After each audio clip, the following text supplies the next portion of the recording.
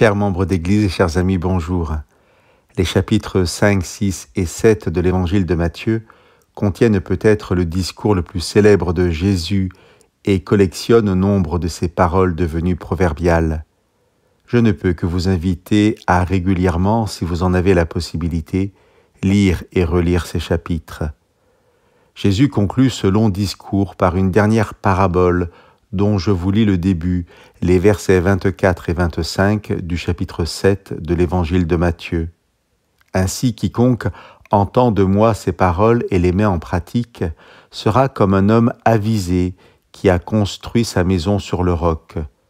La pluie est tombée, les torrents sont venus, les vents ont soufflé et se sont précipités sur cette maison.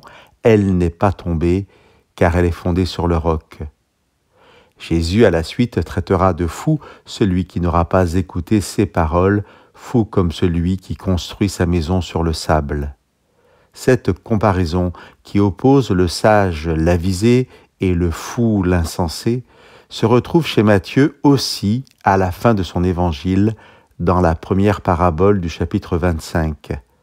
Ce chapitre, avec le chapitre 24, forme l'autre discours très célèbre de Jésus que l'on appelle le discours sur la fin des temps, le discours eschatologique. Dans cette parabole, Jésus parle de deux groupes de femmes, celles qui ont de l'huile dans leurs lampes et qui sont qualifiées d'avisées, de sages, et celles qui n'en ont pas et qui sont considérées folles ou insensées. L'interprétation classique comprend l'huile comme représentant l'Esprit de Dieu ou les fruits de l'Esprit. Ainsi, l'Évangile de Matthieu qualifiera de sage au chapitre 7 celui qui écoute les paroles de Jésus et au chapitre 25 celui qui a en lui l'Esprit de Dieu.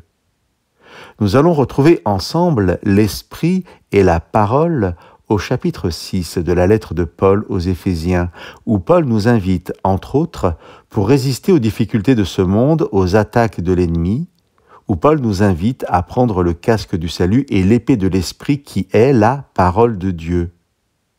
Chers amis, soyons sages, comme Jésus nous le rappelle dans l'Évangile de Matthieu, sages en accueillant l'Esprit de Dieu dans nos vies et en nous nourrissant des paroles de Jésus que nous trouvons dans toute la Bible. On ne peut se contenter de dire que nous avons l'Esprit sans nourrir nos vies de la parole divine.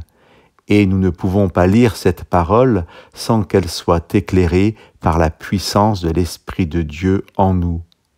Par l'Esprit Saint, cette parole devient pleinement la parole créatrice de Dieu et la parole recréatrice de nos vies. Nous pouvons alors avancer chaque jour, coiffés du casque du salut et armés de l'épée de l'Esprit. Nous pourrons alors faire face et résister à toutes les tempêtes de ce monde. Chers amis, que Dieu vous bénisse.